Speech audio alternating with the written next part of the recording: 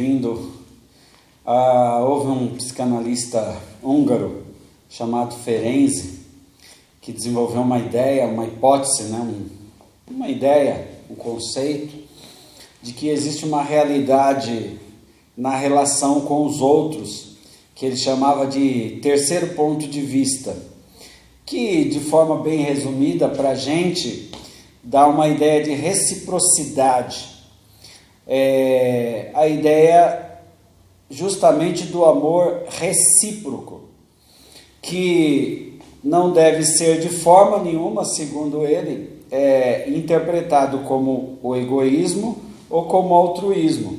Então é alguma coisa que estaria entre o egoísmo, aquilo que queremos só para nós, mas também na ajuda ao outro, no altruísmo, na preocupação com o outro.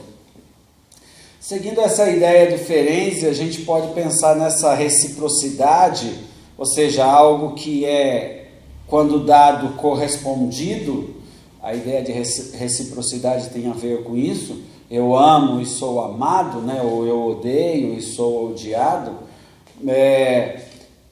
que faz parte ali dos dois envolvidos numa relação. Essa ideia poderia ser entendida como o que ele chamava, ou a gente reinterpretando o que ele dizia, como uma pulsão pela reconciliação.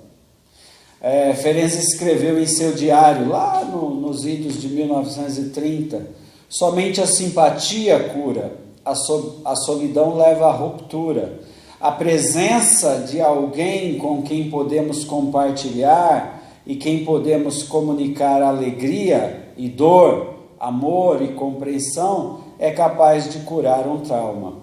Então, o que ele vai trabalhar é esta ideia de que só a possibilidade de estar diante de alguém compartilhando os sentimentos mais profundos, as emoções mais profundas, é que pode produzir a cura, o que há algum tempo foi escrito por outro autor evangélico chamado Por Conexão, que é alguma coisa que deve ser ligada entre duas pessoas.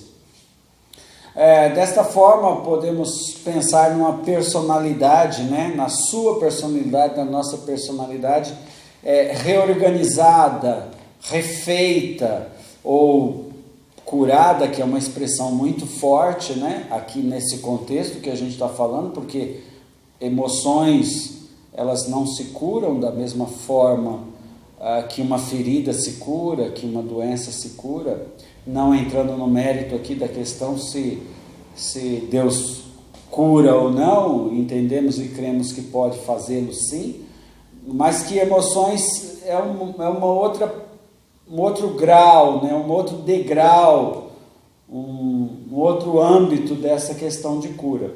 Mas a ideia é que ao reorganizar, a reestruturar essa sua personalidade destruída lá atrás, porque é o que a gente está desenvolvendo aqui, a ideia de que a sua relação com o outro gera pecado, gera dor, gera mágoa, e isso gera separação.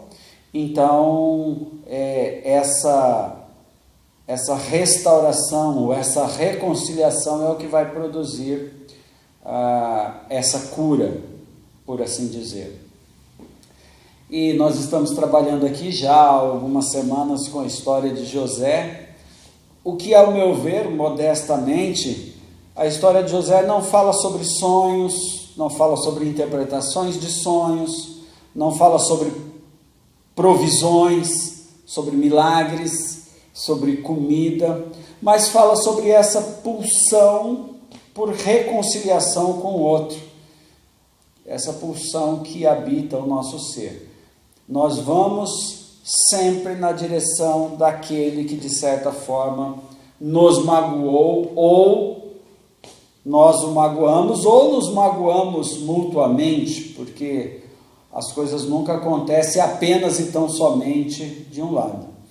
É como se somente o ato de estar diante da pessoa que nos magoou, para que pudéssemos promover de alguma forma esta reconciliação, fosse possível essa restauração, essa cura, a partir do perdão.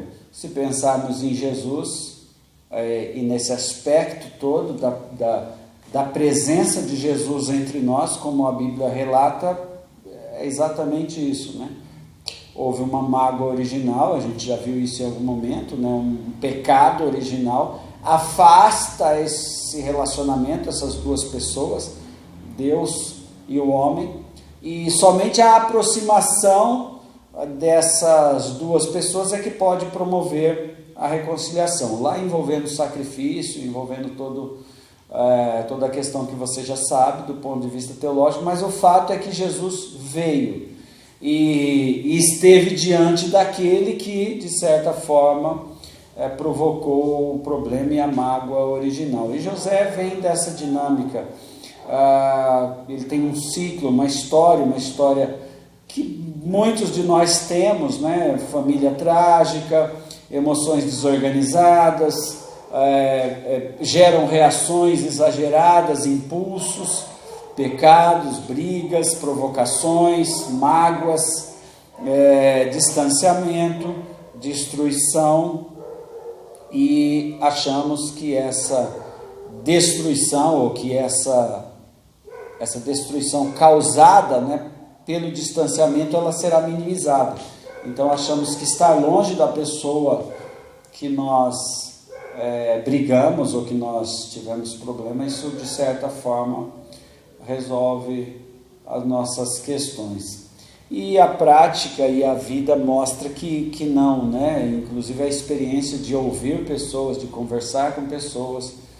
Recentemente tive uma experiência muito importante com uma pessoa cuja filha não a chamava de mãe, mas a chamava pelo nome, e resolvera ter uma vida fora, em outro lugar, totalmente desconectada com toda a história da sua família. E a gente percebe como isso gera dor, gera sofrimento, gera angústia. Então, a história de José, ela vai se completar como a redenção. Aqui não a redenção, obviamente, da salvação, mas por que não também? Eu já citei Jesus, né? Toda a história do Antigo Testamento, ela tem uma finalidade básica, né?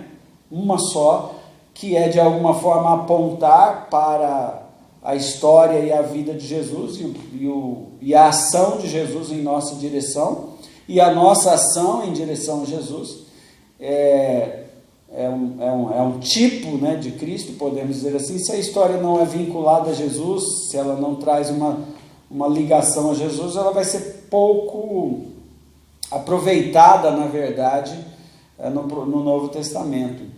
E o capítulo 45 de Gênesis conta a história dramática, dolorosa e difícil desse processo de redenção. Se você der uma olhada na história, se você conhece a história, e normalmente é uma história bem conhecida nossa, aqui particularmente nós temos trabalhado um pouco isso, há um drama muito grande, né? E por conta lá do que a gente já sabe, a fome, e os irmãos de José vêm comprar comida. José vê os seus irmãos e o seu sentimento toma conta, né? As suas emoções mais profundas, elas vêm à tona. Ele não dá muito conta daquela situação, não sei se talvez não esperasse isso, mas ele talvez não estivesse preparado para aquilo naquele momento. Mas o fato é que ele é tomado por uma série de emoções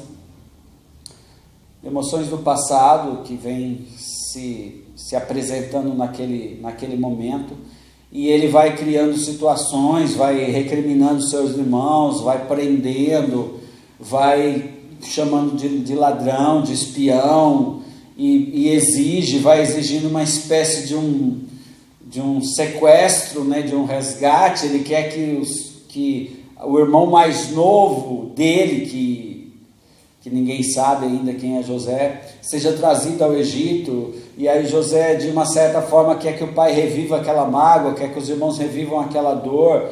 A gente não sabe exatamente o que passa no coração de José, porque o texto ele não é tão descritivo a esse ponto, mas o tema ali é o caminho para onde todos vão, é para essa reconciliação, essa redenção, essa pulsão por estar diante daquele que nos agride e trabalhar com um tema que é extremamente difícil, né, que é o tema do perdão.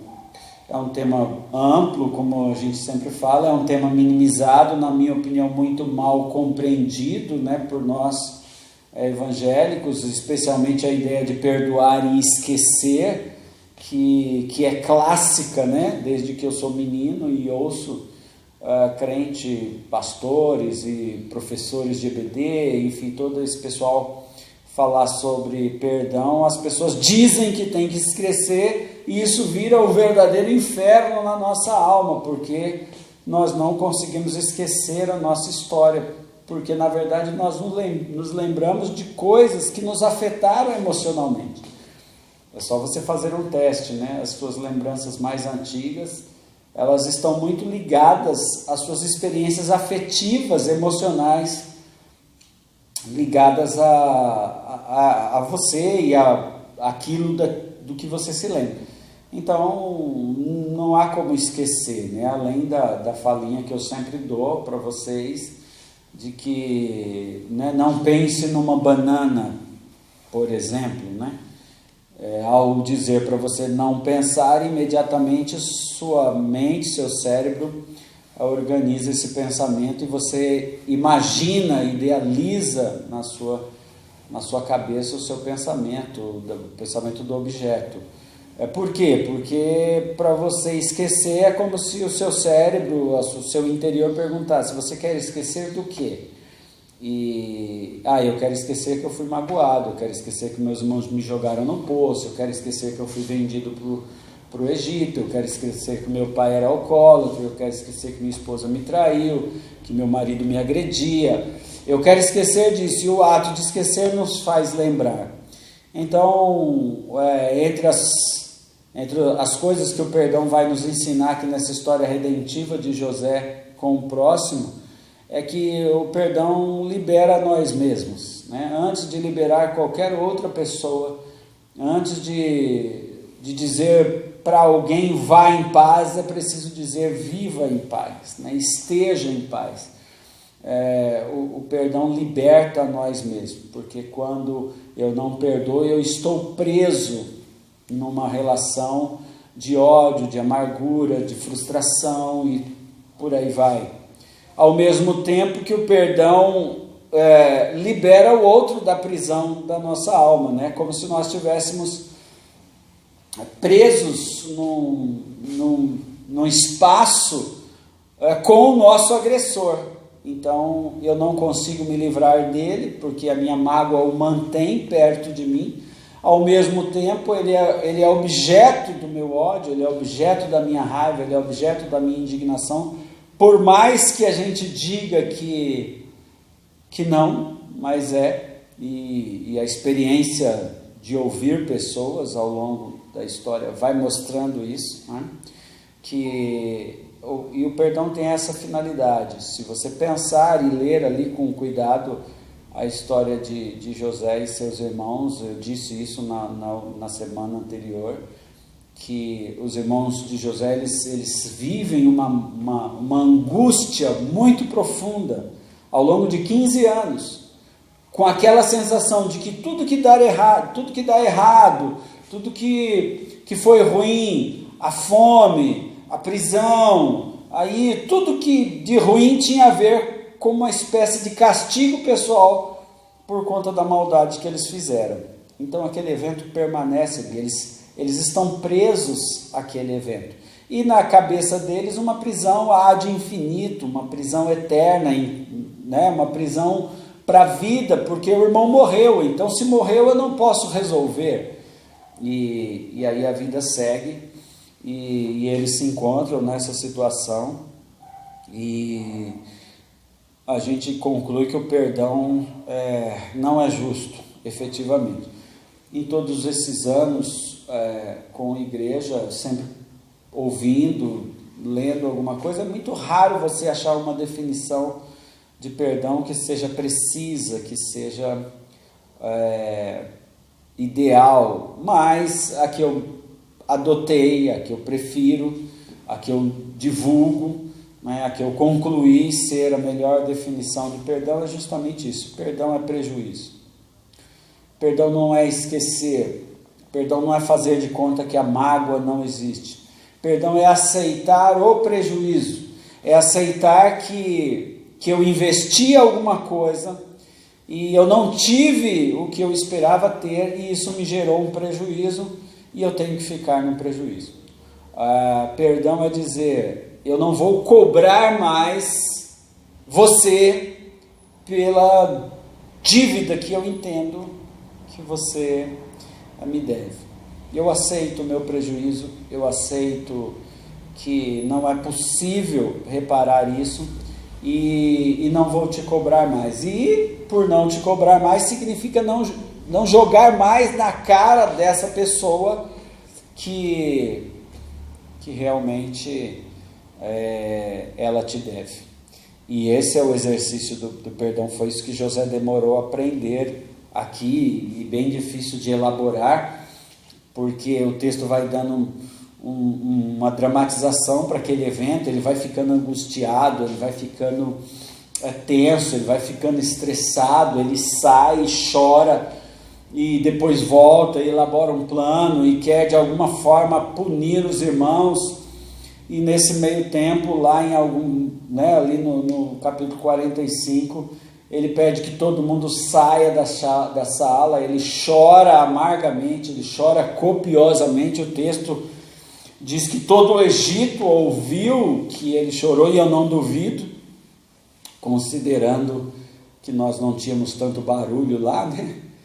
Como temos hoje nas nossas metrópoles, mas de qualquer maneira pode ser também algo meio hiperbólico, né? Algo exagerado, mas ele chora e chora copiosamente, e aí ele então se revela para os seus irmãos e aceita, né, que perdão é justamente o que pode nos reconciliar, né? É o que liberta a nossa própria alma da dor, do senso de querer justiça, do senso de querer reparação, de achar que a outra pessoa tem a obrigação de me reparar pelo mal que ela me fez, independente dela ter ou não obrigação.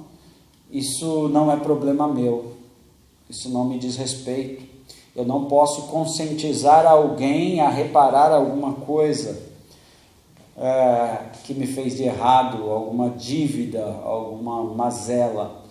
Eu só posso dizer, eu entendo como isso foi terrível, eu fui vítima disso, muito possivelmente como você, e então eu não quero mais sofrer por causa disso, eu não quero mais me sentir mal, eu não quero mais ter dor no corpo, eu não quero mais ter problema no coração, eu não quero mais ter pressão arterial, descontrolada. Eu quero seguir a minha vida em paz, eu preciso me libertar disso. E é bem engraçado que o texto, o versículo 45, o versículo 15 do capítulo 45 diz assim: em seguida, depois de falar, e os irmãos de José estupefatos, né? Assim, estatelados, desesperados, sem saber o que fazer, porque até poucos minutos atrás eles nem imaginavam a possibilidade do seu irmão estar vivo, sobretudo numa posição como aquela. E o versículo 15 diz assim: em seguida beijou todos os seus irmãos e chorou com eles. O choro é restaurador, principalmente para nós que somos homens, né? Somos ensinados a não chorar e reter emoções, reter sentimentos e não expressá-las. Aqui ele entra como um processo restaurador mesmo. E depois, o texto diz assim: e só depois os seus irmãos conseguiram conversar com ele. Depois de alguns minutos, depois de algum tempo, o texto não fala quanto tempo foi, mas somente depois de um tempo que eles conseguiram entender, absorver e e reorganizar as ideias, e aí é como se aquela dor, aquela angústia de ter matado, de ter destruído, de ter acabado com aquela pessoa fosse indo embora, e a coisa vai se reorganizando e a alma vai sendo redimida. E José diz para ele: oh, tudo bem, tudo bem. Veja que aquela tragédia virou em algo bem sucedido, virou numa história boa. Eu estou aqui, consegui provisionar uma situação que está ajudando vocês, ajudando a mim mesmo, ajudando muitas pessoas, né? E aí o resto da história, que é bem interessante também, é o contato dele com o pai, e toda aquela restauração, e toda aquela situação, e aí a história termina com um final feliz, né? Talvez não seja a sua ainda, talvez você ainda sofra amargamente com uma dor, por um pai, por uma mãe, por um irmão, por um conhecido. Talvez você nem se lembre de quem te magoou, mas você se sinta profundamente magoado, talvez se corte, talvez beba, talvez se drogue, talvez, sei lá, né, o que você faz, mas o caminho é esse. Deus quer reconciliar, quer redimir você com a pessoa com quem você magoou. Se você não pode estar com ela, se ela já morreu, se ela não está mais entre nós, se mora muito longe, enfim, libere por você e para você, né?